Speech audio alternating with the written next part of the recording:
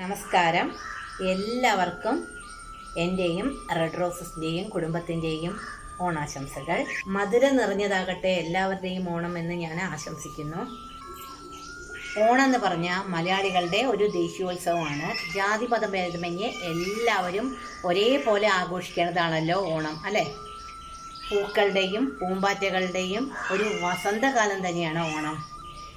ഓണത്തിന് നമ്മൾ പലതരം പിക്കിൾസ് ഉണ്ടാക്കി.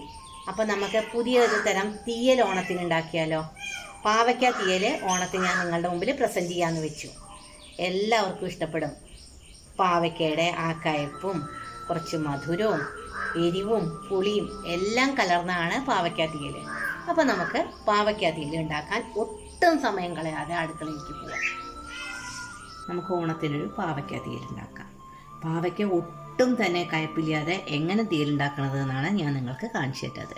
250 ഗ്രാം പാവയ്ക്ക ഉണ്ട്, കണ്ടോ, നൈസാക്കി അരിഞ്ഞത്. ഒരു 100 ഗ്രാം ചെറിയ ഉള്ളി രണ്ടാക്കി മുറിച്ചത്, കുറച്ച് കറിവേപ്പില, ഒരു പച്ചമുളക്, 1.5 ടീസ്പൂൺ മുളക് പൊടി. നിങ്ങൾക്ക് കാശ്മീരി ചില്ലി വേണമെങ്കിൽ ഉപയോഗിക്കാം കേട്ടോ, അപ്പോൾ നല്ല കളർ കിട്ടും. നമ്മുടെ സാധാ മുളക് പൊടിയാണ് ഉപയോഗിക്കേണ്ടത്, വീട്ടിൽ പൊടിച്ചുണ്ടാക്കിയ മുളക് പൊടി. ഒരു 1/4 ടീസ്പൂൺ മഞ്ഞൾപ്പൊടി, 1.5 ടീസ്പൂൺ മല്ലിപ്പൊടി, കുറച്ച് ഉലുവ, ഒരു 2 ഉള്ളി ചെറുതായി അരിഞ്ഞത്. നമുക്ക് ആ ടൈമിൽ അരിഞ്ഞാൽ മതി കേട്ടോ, അങ്ങനെ നടുക്കേറിയാൽ മതി. കുറച്ച് കറിവേപ്പില, 1/4 കപ്പ് തേങ്ങ. ഇത് നന്നായിട്ട് ചുവക്കനെ വറുത്തെടുക്കണം. വറുത്തെടുത്ത് നന്നായിട്ട് അരയ്ക്കണതാണ് തീയലിൻ്റെ ഹൈലൈറ്റ്. അത്രയും നന്നായിട്ട് ഇത് അരച്ചെടുക്കണം. കുറച്ച് പുളി ആവശ്യത്തിനുള്ളത് നിങ്ങൾ എടുത്താൽ മതി, ഓരോരുത്തരുടെ ആവശ്യത്തിന്. പിന്നെ ഉപ്പ്, അങ്ങനത്തെ ഇൻഗ്രീഡിയൻസ് ഒക്കെ വേണ്ടു. വെളിച്ചെണ്ണയിൽ നിർബന്ധമായിട്ടാണ് തീയൽ ഉണ്ടാക്കേണ്ടത്. അപ്പോൾ നമുക്കിത് വറുത്തെടുക്കുന്നത് എങ്ങനെയാണ് ഞാൻ കാണിച്ചു തരാം. വറുത്തെടുക്കാൻ വേണ്ടി ചെറിയ ഉള്ളി, കറിവേപ്പില, കുറച്ച് ഉലുവ, ഇത് മൂന്നും ഇട്ടിട്ട് നന്നായി ഒന്ന് വറുക്കാം.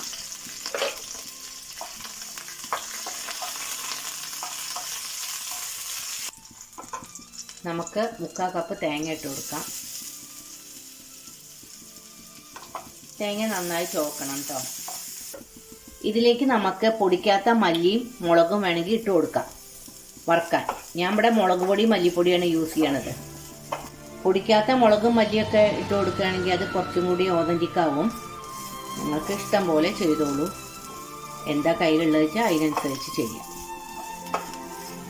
തേങ്ങ നന്നായിട്ട് ചുവന്നു. അതിലേക്ക് നമുക്ക് മല്ലിപ്പൊടി, മുളക് പൊടി, മഞ്ഞൾപ്പൊടി ഇട്ട് കൊടുക്കാം.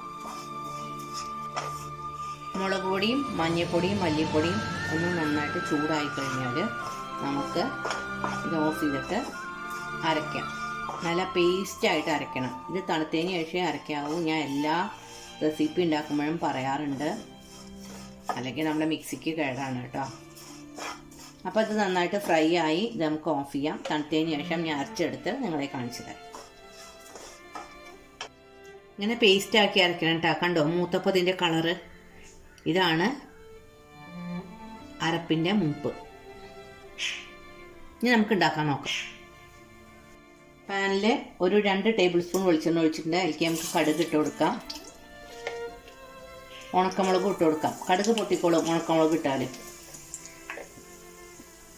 അത് പൊട്ടിക്കഴിഞ്ഞാൽ നമുക്ക് കറിവേപ്പില ഇട്ട് കൊടുക്കാം. അപ്പോൾ കടുക് ഏതാണ്ട് പൊട്ടി തുടങ്ങി. അതിലേക്ക് നമുക്ക് സൈഡിലേക്ക് കറിവേപ്പില ഇട്ട് കൊടുക്കാം. പച്ചമുളകും ഇട്ട് കൊടുക്കാം. തീയൽ വളരെ ടേസ്റ്റിയാണ്, ഉണ്ടാക്കാൻ വളരെ ഈസിയാണ്. ഇതൊന്ന് മൂത്ത് കഴിഞ്ഞാൽ നമുക്ക് ചെറിയ ഉള്ളി അതിലിട്ട് കൊടുക്കാം. ചെറിയ ഉള്ളി തന്നെ നിർബന്ധമാണ് കേട്ടോ. നിങ്ങളുടെ കയ്യിൽ ചെറിയ ഉള്ളി ഇല്ലാത്ത അപ്പോൾ നിങ്ങൾ സവാള യൂസ് ചെയ്തോളൂ. ചെറിയ ഉള്ളി ആകുമ്പോൾ ടേസ്റ്റ് കൂടുതൽ കിട്ടും. അതാണ് ഞാൻ ചെറിയ ഉള്ളി നിർബന്ധമായിട്ടും പറഞ്ഞത്. ഒക്കെ മൂത്തു. ഇതിലേക്ക് നമുക്ക് ഉള്ളി ഇട്ട് കൊടുക്കാം. ഈ ഉള്ളി നന്നായിട്ടൊന്ന് മൂക്കട്ടെ. തീ കുറച്ച് കൊടുക്കാവുന്നു. നമ്മുടെ ചെറിയ ഉള്ളി ഒരു 1/4 മൂപ്പായി. അതിൻ്റെ ഒപ്പം നമുക്ക് ഈ കായ്പയ്ക്ക ഇട്ടിട്ട് ഒന്ന് വഴറ്റിയെടുക്കാം. കായ്പയ്ക്ക കായ്പ പോകാൻ വേണ്ടിയിട്ട് ഞാൻ വിനിഗറിൽ ഇട്ട് വെച്ചിരുന്നു കേട്ടോ. ഞാൻ നിങ്ങളോട് പറയാൻ പറഞ്ഞതാണ്. അപ്പോൾ കായ്പ നല്ലോണം പോയി കിട്ടും. ഒരു വെള്ളത്തിൽ കുറച്ച് വിനിഗർ ഒഴിച്ചിട്ട് കായ്പയ്ക്ക അതിലിട്ട് വെക്കുക കുറച്ച് നേരം. അപ്പോൾ കായ്പയ്ക്കയുടെ കായ്പെല്ലാം കുറഞ്ഞു കിട്ടും. എനിക്ക് കുറച്ച് ഉപ്പിട്ട് കൊടുക്കാം. ആവശ്യത്തിനുള്ള ഉപ്പ് തന്നെ ഇട്ടുള്ളൂ. പിന്നെ ഇടേണ്ട ആവശ്യമില്ല. ഇനി നന്നായിട്ട് ഇതൊന്ന് മൂപ്പിച്ചെടുക്കാം. അപ്പോൾ ഉള്ളി മൂത്തോളും കായപ്പയ്ക്ക ആവശ്യത്തിന് മൂത്തോളും. കായപ്പയ്ക്ക മൂത്തു കണ്ടോ. ഇതിലേക്ക് നമുക്ക് ആവശ്യത്തിനുള്ള പുളി ഒഴിച്ചു കൊടുക്കാം. അവരവരുടെ ആവശ്യത്തിനുള്ള പുളി നിങ്ങൾ ഒഴിച്ചാൽ മതി കേട്ടോ. ഒരു പീസ് ശർക്കര ഇട്ട് കൊടുക്കാം. തീയലില് മധുരം ഇടും. ഈ ശർക്കര മെൽറ്റായി കഴിഞ്ഞാൽ പുളിയും ശർക്കരയും ഈ പാവയ്ക്കയിൽ നന്നായിട്ടൊന്ന് പിടിക്കണം. ഇതിൽ കിടന്നൊന്ന് വേവട്ടെ. ഇതൊക്കെ നന്നായി മൂത്തു. പുളിയുടെ പൾപ്പ് ഒഴിച്ചു, നന്നായി തിളച്ചു, ശർക്കര ഇട്ടു. ഇനി നമുക്ക് അരപ്പ് ഒഴിച്ചു കൊടുക്കാം. അരപ്പ് ഒഴിച്ചിട്ട് കുറച്ച് വെള്ളം ഒഴിക്കാം കേട്ടോ.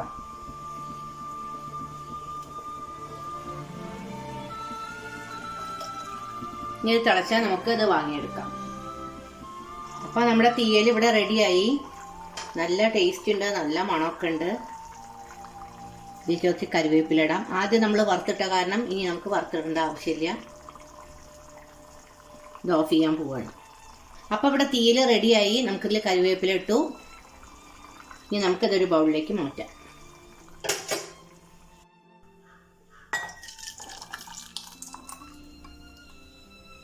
എല്ലാവരും ഇത് ട്രൈ ചെയ്തോളൂ ഓണത്തിന്. നിങ്ങൾക്ക് ഇഷ്ടമുള്ള വെജിറ്റബിൾസ് വെച്ച് ട്രൈ ചെയ്യാം. ഉള്ളി വെച്ചിട്ട്, തക്കാളി വെച്ചിട്ട്, വഴുതനങ്ങ വെച്ചിട്ട് എല്ലാം ഒരേ സ്റ്റൈലിലാണ് കേട്ടോ. എല്ലാവർക്കും സമ്പൽ സമൃദ്ധിയും ആയുസ്സും ആരോഗ്യവും ഉള്ള നല്ലൊരു ഓണം ഞാൻ ആശംസിക്കുന്നു.